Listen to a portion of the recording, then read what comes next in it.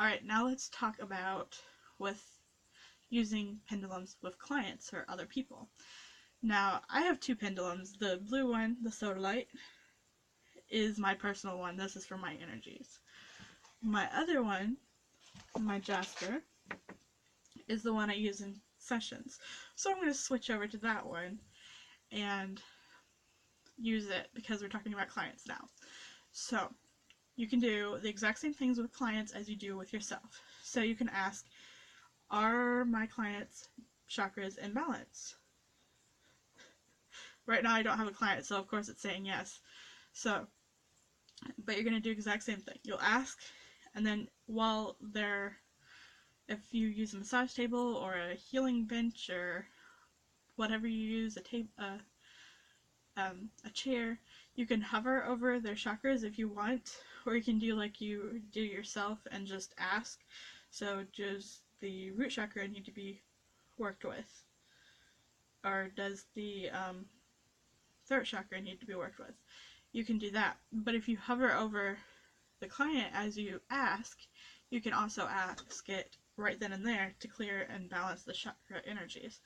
So if you're at the root chakra and it says no, it says yes, it needs work, you can go on and be like, well, can you clear and balance the chakra?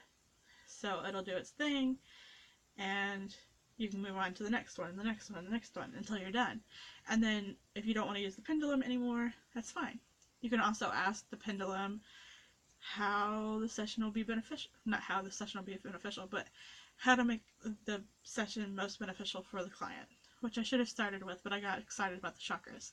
So you can ask, would starting at the head be the most beneficial for my client?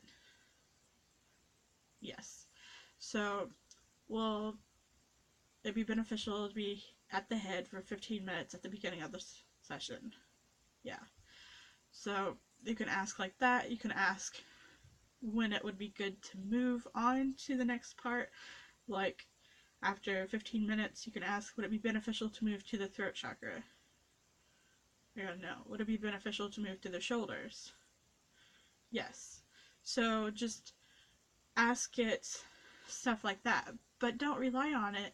Use your intuition. So if you're getting a strong feeling that you need to move on, then go on and move on. Move on to where you feel like you need to move. You don't need to rely on your pendulum, but if you need it to start with, that is totally fine.